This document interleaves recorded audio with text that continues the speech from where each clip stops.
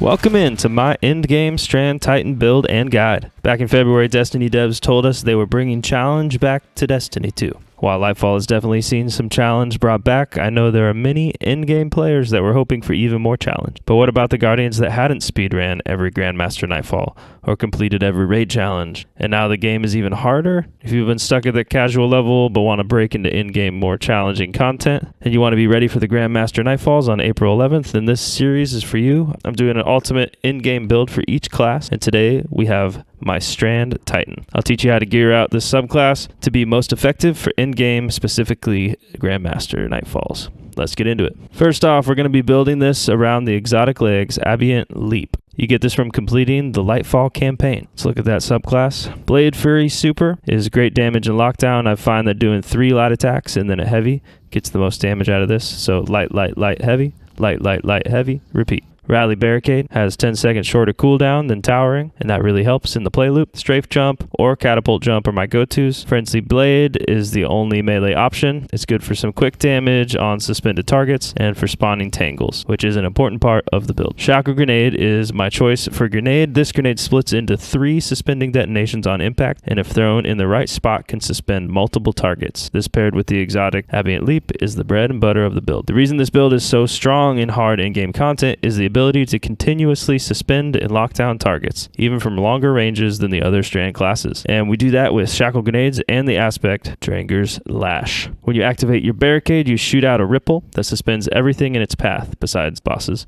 On top of that, the Ambient Leap adds 2 more ripples that shoot out at an angle. You can lock down whole areas with 1 barricade, and you will almost continuously have either a grenade or a barricade available to suspend the harder to kill target. The other huge bonus that Ambient Leap provides is that you gain Woven Mail when you suspend a target, and that's a big deal in in-game content. You get 60% damage resistance for 10 seconds, making you incredibly tanky. The next aspect is Into the Fray, and this plays even more into the tankiness. Destroying a tangle or casting your super provides Woven Mail for you and your allies. The and your allies part is really important. You can now make your whole team take 60% less damage. I use tangles mostly defensively and throw them at my teammates or myself. One thing to note about them is that they pulse 3 times once you throw them, and each pulse can start or refresh the 10-second buff.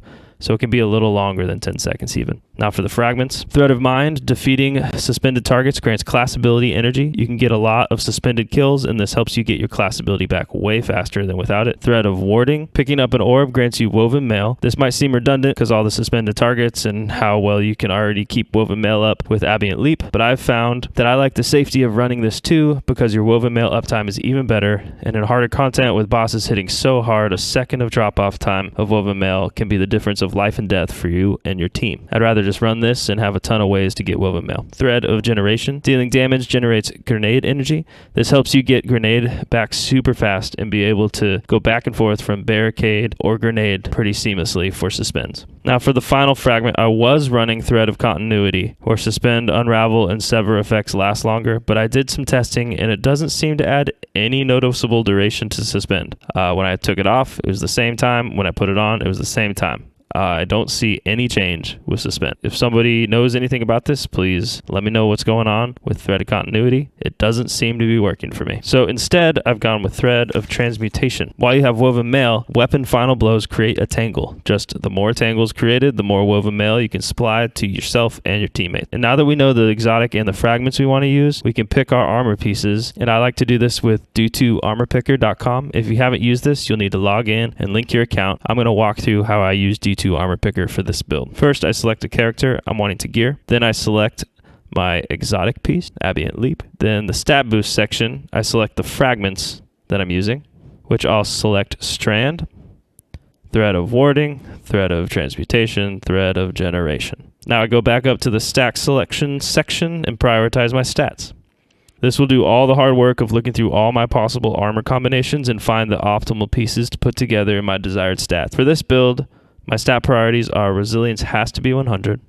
I want really high discipline, and recovery is my 3rd priority. So I can kind of go back and forth, decide if I want 100 discipline and 60 recovery, or if I want 50 recovery, 100 discipline. So I'm going to go with 50 recovery, 100 discipline. 50 is kind of low for me. I wish that was higher.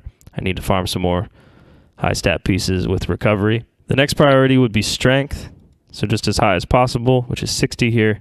Next priority after that is intellect, and I'm left with just one option of gear. And I pull this up, and these are the pieces that go together to make these stats, and it uses these mods. So it tells me exactly what mods I need to equip. I need 1 artifice mod here. I need 2 major recovery mods and 3 major discipline mods. So this is the gear I currently have equipped. If it wasn't, I would hit the equip items button and it would automatically equip. All these would turn into green check marks if it worked right.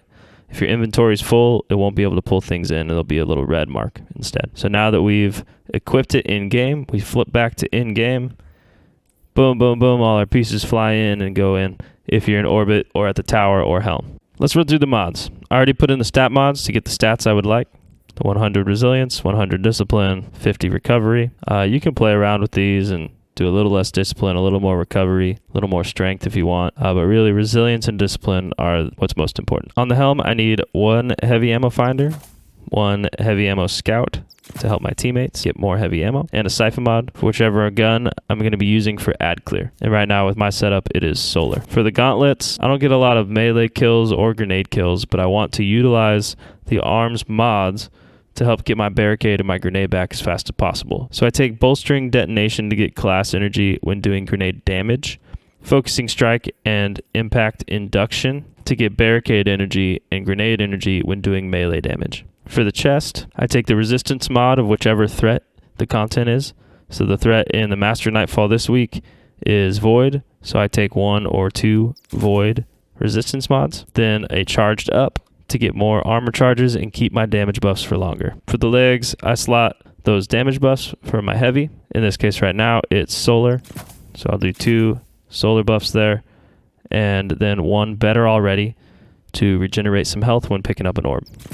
This really comes in clutch. Then for the mark, I take Reaper to make more orbs and keep woven mail and damage buffs up, and time dilation to extend the duration of armor charges and thus extending the duration of my surge mods. Now let's talk about weapons. First, let's talk damage buffs and surges. Using this week's Master Nightfall as an example, it's overcharged kinetic weapons if our subclass matches a surge, and it does because it's Strand Surge and Solar Surge. So my kinetic gets 25% bonus because I'm Strand. Then I chose solar weapons to match that surge for my heavy and my energy weapon. For GMs, there are always champions to deal with, so you have to bring weapons that can stun them. For barriers, I like Arbalist, Wish Ender, or a Pulse Rifle. For unstoppables, I like Scouts or a Chill Clip Fusion, but we don't have to worry about that on Strand because our Suspend stuns unstoppable champions. And for Overload, I like Lemon Arc, Wave Splitter, or an Auto Rifle. Sometimes you can get away with an SMG, but I don't recommend them to less experienced players because you just have to be too close to really get the benefit of the SMG over the Auto Rifle. For Heavy,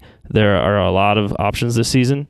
Here are a few of my favorites. Adaptive or high-impact rockets like Hothead, Blowout, Red Herring, Roar the Bear, or the exotic Gallahorn. Heavy machine guns like Retrofit Escapade, Thunderlord, or Xenophage. The heavy bow, Leviathan's Breath. Or for certain GMs, using a solid linear like Taipan. And to continue using this week's Master Nightfall as an example, I would go with a solar rocket like Roar the Bear or a Gallahorn if I wasn't using Arbalist. So I could choose to switch out Arbalist for a Pulse and go with Gallahorn, but I don't think Gallahorn adds that much compared to Roar the Bear. So I'll go with Arbalist and aim at Auto Rifle for overloads and Roar the Bear. And really what you're looking for with the rocket launchers is high impact frame or adaptive frame, and then some type of damage buff. And I really like auto loading holster, but I just don't have a great solar rocket with auto loading. So this is my next best, just tracking and Vorpal. But if I could get a solar rocket with auto loading and Vorpal, or auto loading lasting impression, or auto loading clown cartridge, I would go with those instead. Thank you so much for watching. Seriously, I really appreciate your time to watch this video, and hopefully you learned something. Hopefully this helps you gear up for Grandmaster Nightfalls and feel a little more confident stepping into the harder content in Destiny 2. I would love to talk to you guys in the comments. Maybe I missed something. Maybe you know a secret I don't know. Hope to hear from you. Peace.